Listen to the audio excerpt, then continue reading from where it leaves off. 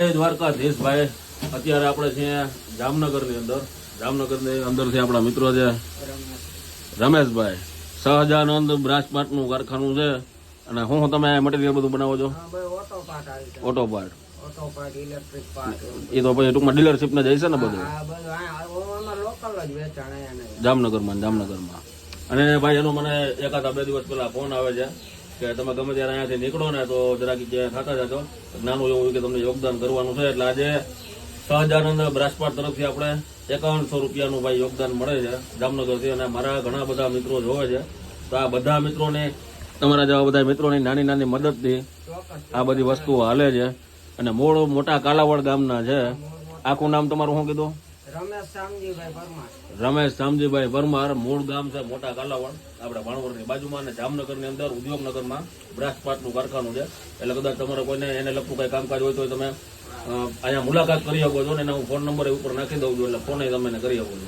આશ્રમ અત્યારે હું પહોંચી ગયો છું ને આશ્રમની અંદર આપણે જોઈ શકીએ છીએ કે આપણે તમને બતાવતા હમણાં રહી ગયું, પણ 1 થી 2 દિવસ પહેલા એક આપણે આ ઝૂલો, આ લોકોને મજા આવે ત્યાં હિચકે, જેને જઈએ મજા આવે ત્યાં બધા હિચકે, એટલા માટે મેં કીધું એક ઝૂલો નાખી દે.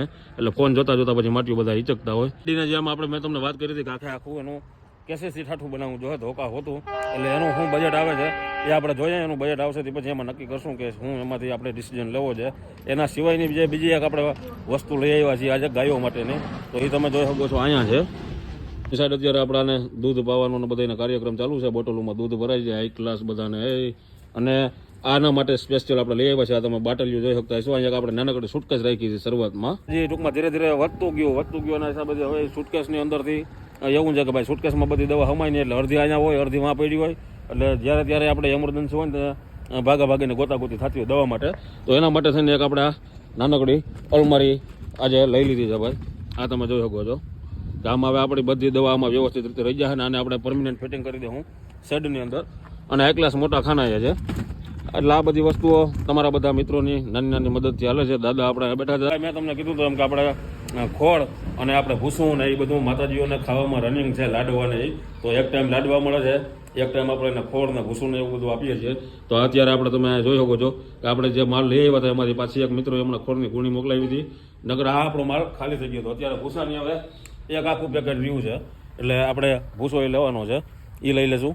અને પ્લસમાં અત્યારે આવ્યું છે આપણે તમે જો હમણાં જ આપણા 2 મિત્રો આવ્યા, ત્યાં છે ગોદરેજ. આ બધી નાની નાની વસ્તુઓ તમારા બધા મિત્રોના નાના નાના સહયોગથી હાલે છે. એટલે જે કાંઈ થાય એ ફૂલની પાકડી સહયોગ આપતા રહેજો. જેમ જેમ આપણે અહીંયા સુવિધા વધતી જાય એમ આપણે ભાઈ માલ છે અને આપણા રોડ ઉપર રખડતા પ્રભુજીઓ છે એમાં વધારો બધો થતો જાય. હાલો એટલું જ કહીશ અત્યારે બધાને. જય દ્વારિકા.